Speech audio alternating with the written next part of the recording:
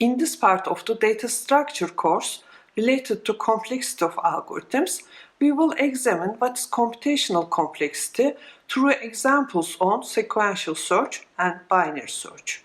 And then we will cover the formal definitions of asymptotic upper bound, asymptotic lower bound, and tight bound complexities and their properties. Search an element array for a match with a given key. Return the array index of the matching element or -1 if no match is found. Here is the code. The name of the function is sequential search.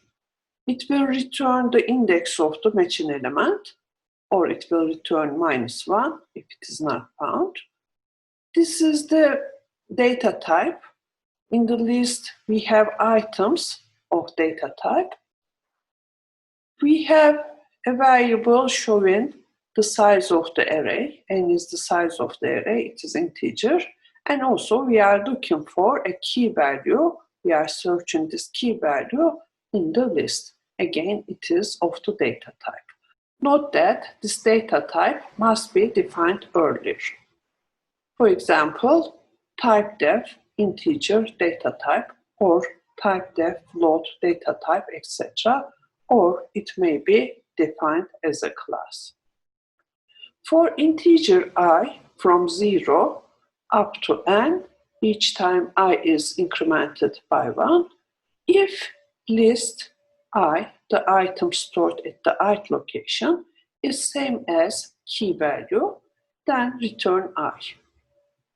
If it is not found until the end of the list, until I becomes n, then it will be out of the loop. In that case, it will return -1, showing that it is not found in the array. In the worst case, n comparisons are performed.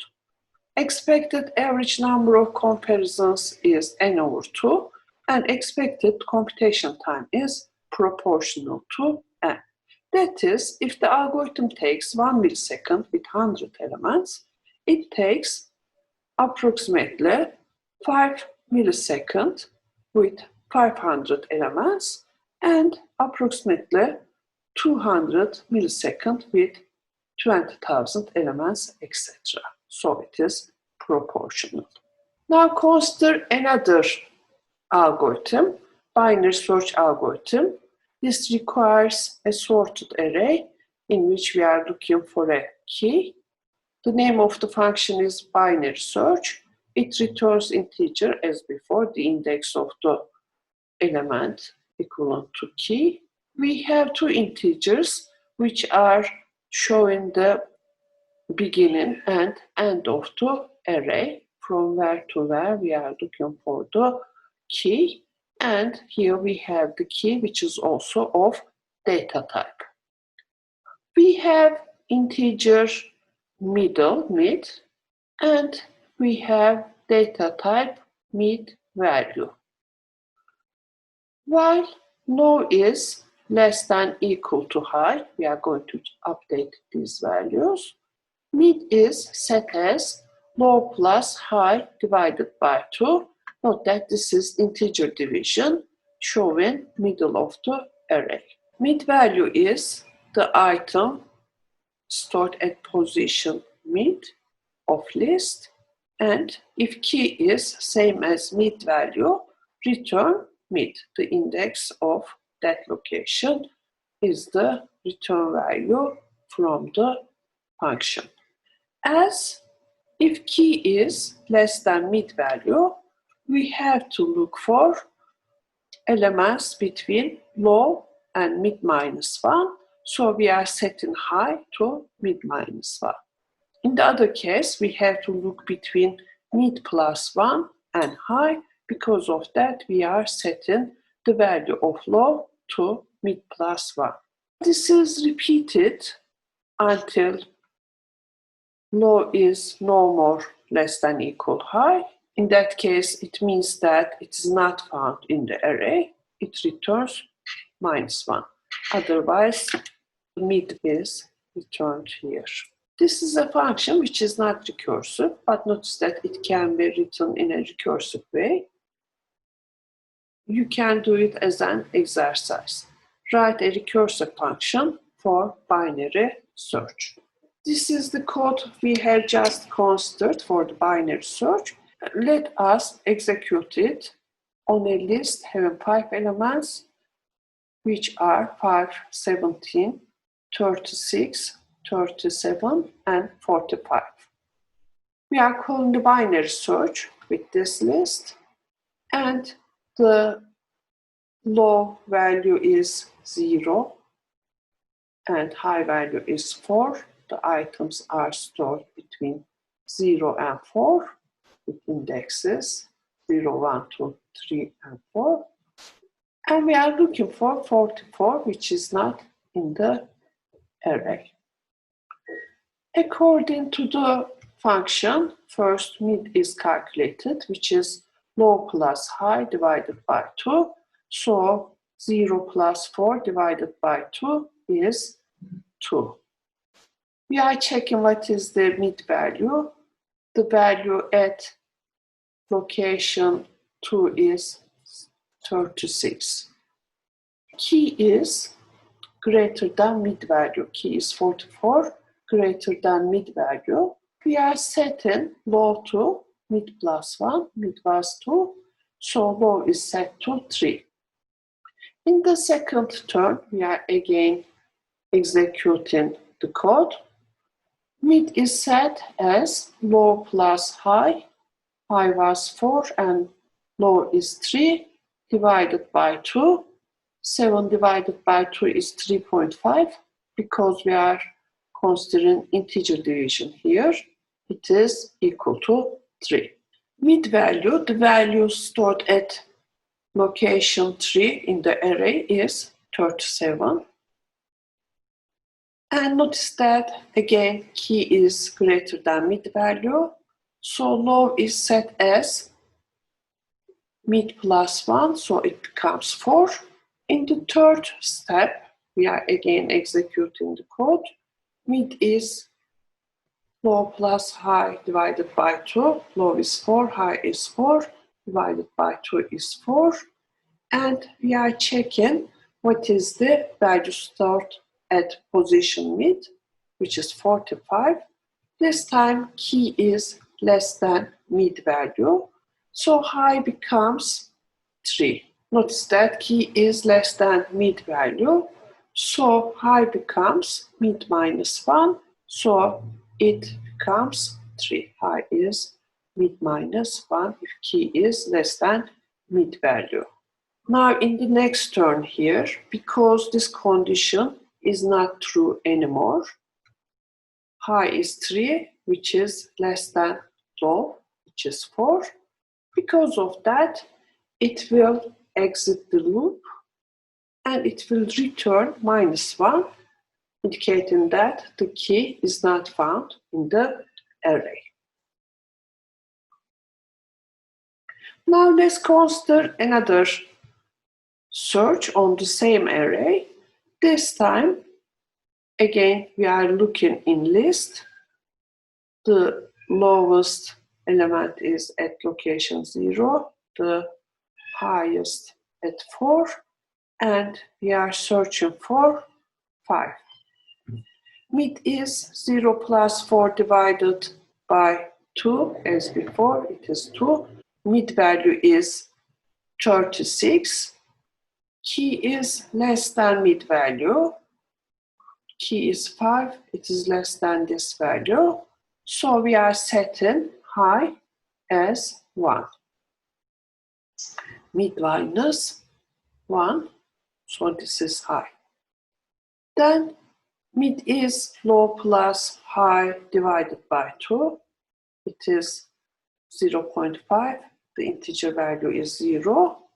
The value stored there is 5. Because key is same as mid value, we have found the key. It returns 0. This is the index in which this mid value is stored. So it is found. It will return the index 0 as the return value. In the worst case, binary search makes the ceiling of log2n comparisons. Notice that if n is 8. The ceiling log 2 is 3. If it is 20, it becomes 5. For 32, log 2 is 5. The ceiling is 5. And continue for the other values. For 100, it is 7. 128, 7 again. 4024, it becomes 10. For 65,536, it becomes 60. I notice that n is increasing here, but log 2 is not increasing much. Assume binary search takes 1 millisecond with 100 elements, then it takes 7 milliseconds with 12,800 elements. It will take 16 milliseconds with 6,553,600 elements. If we compare the complexity of the time required for sequential search and binary search, for the worst case, if n is 100, we assume that they are taking 1 millisecond for sequential search and binary search. If number of elements becomes 12,000, something more, sequential search requires 128 milliseconds and binary search requires only 7 milliseconds. With 6 million and some more elements, we will have 65,000 milliseconds. And again, it is only 16 milliseconds, which is much more shorter than the sequential search.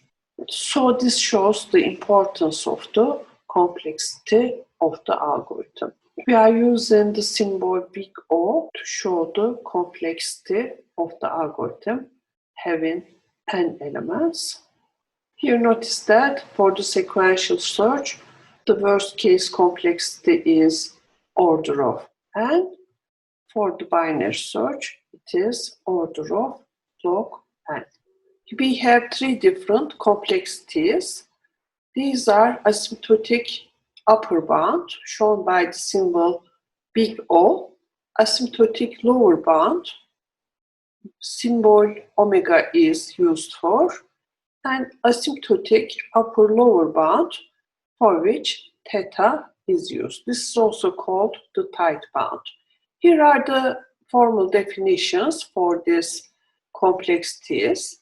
A function fn is in the big O order of Gn if there exists a constant k and some n0 such that fn, the value of the function at point n, is less than equal to this constant k multiplied by the value of the function g at point n for any n greater than n0. That is, as n goes to infinity, fn is upper bounded by a constant times gn. The definition for the lower bound, function fn is omega gn if there exists a constant k and some n0, this is similar to the big O definition, and some n0 such that here instead of less than equal to, we have greater than equal to. Fn is greater than equal to k multiplied by gn for any n greater than n0. That is, as n goes to infinity, fn is lower bounded by a constant times gn. This is showing the upper bound, and this one is showing the lower bound. Our value is greater than k multiplied by gn, so this is a lower bound. Asymptotic upper lower bound, shown by theta, is defined as follows. Fn is in the theta order of gn if and only if fn is in the big O order of gn and omega order of gn. In other words, it is upper bounded by gn and also lower bounded by gn. If this is the case, this is Gn is a tight bound for the function Fn. Now consider the example. The value of Fn is changing in this way, and we have the function Gnn. When Gn is multiplied by a constant which is 1.3, then we notice that here Fn is always less than this constant multiplied by n when the value of n is greater than n0. The value of the function after this point is always less than k multiplied by n. And also consider another constant 0.7 multiplied by Gn. This is 0.7n. And after this n0 prime value, the value of the function is always greater than this constant multiplied by n. So if we consider this part, Fn is in the big O order of Gn because after n0 it is less than k multiplied by Gn, and it is in the omega order of Gn because after n0 prime the value of the function is greater than a constant multiplied by Gn. Because these both are true, we are saying that Fn is in the theta order of n. So n is the upper and lower bound for the Fn. Now we are going to consider some properties of the complexities. The first one is transitivity. If Fn is in the theta order of Gn, and if Gn is in the theta order of Hn, then Fn is in the theta order of Hn. This is transitivity. And this is the same for big O order and omega order.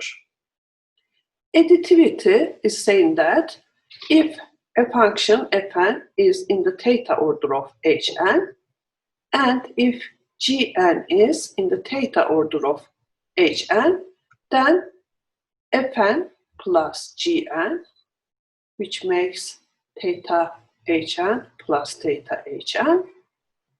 So it is 2 times Hn, but 2 can be taken as a constant. Because of that, we say that summation of these two functions is also in the theta order of Hn. This is same for the big O order and omega order. The reflexivity is saying that Fn is in the theta order of itself, and this is same for the big O order and omega order.